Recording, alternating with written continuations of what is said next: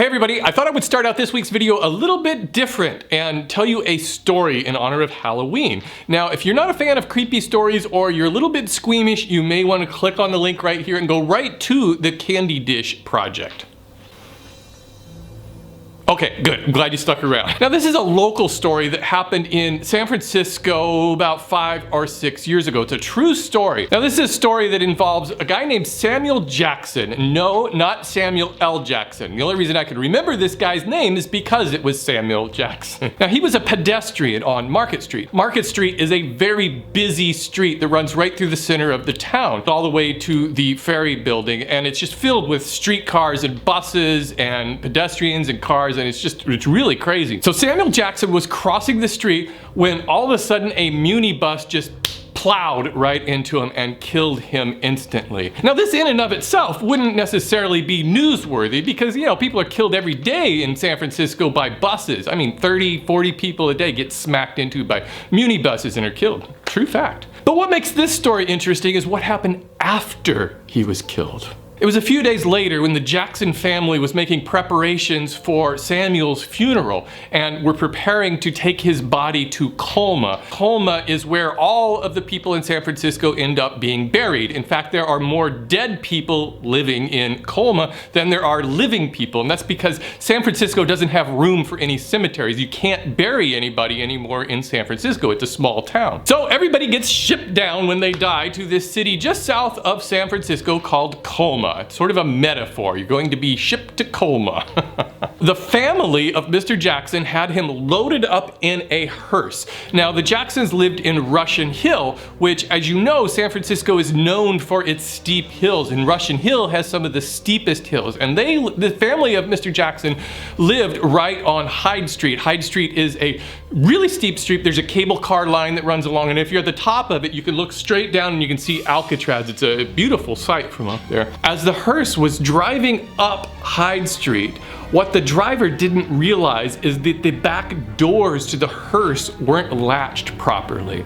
And as he was nearing the top of Hyde Street, the doors just suddenly swung open. The casket containing Mr. Samuel Jackson went sliding right out of the back of the hearse and hit Hyde Street and went careening down the street. And it didn't go tumbling or anything, it went sliding straight down the cable car rails all the way down Hyde Street until right near Fisherman's Wharf. There is a pharmacy on the corner there. I think it might be a Rite Aid today. The casket went crashing right into the front window of the pharmacy. The only person in the pharmacy was the pharmacist himself, who came running out of the back room when he heard all of this commotion and this loud noise. The casket came to a stop and the lid of the casket swung open. Mr. Jackson's body sprang forward and the body turned and it looked at the pharmacist and it said, "Oh, you got anything for this coffin?"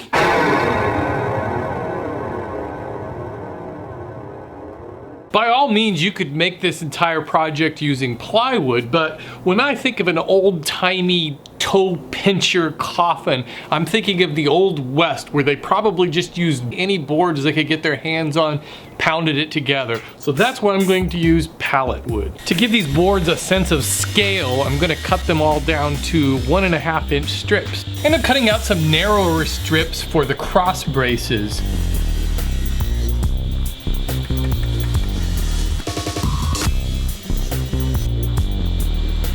I'm gonna glue these all up to make panels. These cross braces fit within the coffin once I cut it out. So somewhere around in here is fine.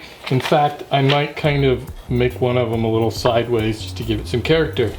And obviously I'm not concerned about these being properly edge jointed. If some of the glue doesn't join together, that's fine. Any of those little gaps between the boards are good because they let in worms into the coffin.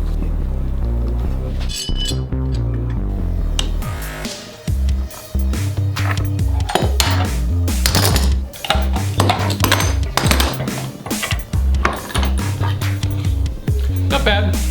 The sides are gonna be 2 panels wide.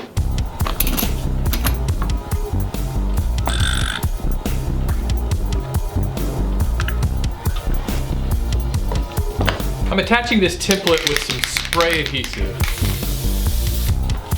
Some Somebody told me you can use glue sticks to attach templates too. You might want to give that a try. I'm using my bandsaw to cut this out, but you could also use a jigsaw.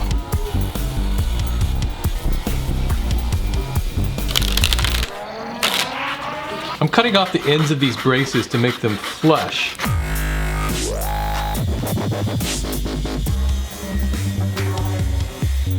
It just occurred to me I need to cut out some notches in these braces so that this will sit flush.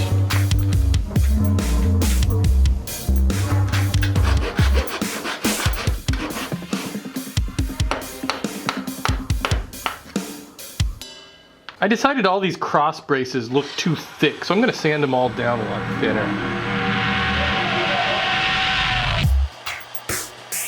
Now all I need to do is just kind of determine what kind of an angle this is going to be, and I'm just going to kind of estimate.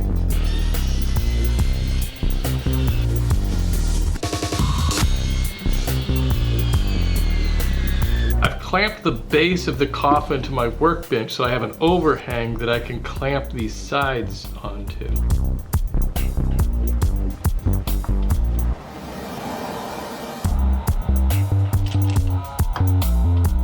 Using the pallet wood and making this all rustic looking is actually a little bit more difficult than if I'd used regular cut lumber, because the boards are warped and kind of different shapes and sizes, and so I kind of have to force it all together. I can't make perfect angled cuts.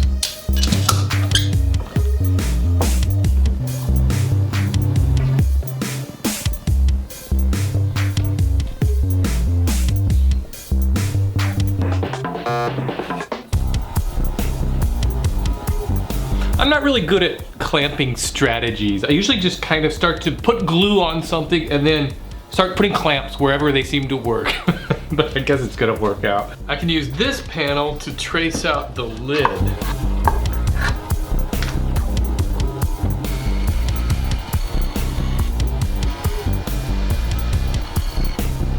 And I just need to cut out these brace pieces on the lid too.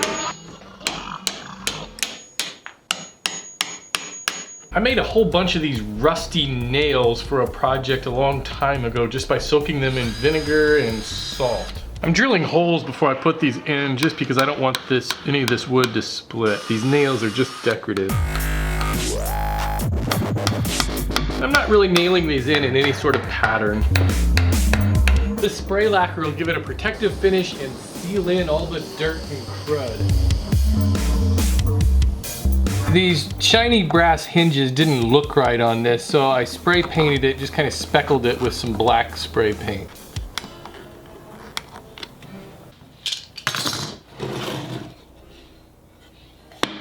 And I thank you for watching this extra spooky episode of Woodworking for Mere Mortals. If you'd like to make your own coffin, check in the description. I have free plans there. If you are new to Woodworking for Mere Mortals, please note that I have new woodworking videos every Friday on this channel. Please subscribe so you won't miss any of them. And you can follow me on Facebook and Twitter, and visit my website at woodworkingformeremortals.com, where there's lots more woodworking-y stuff.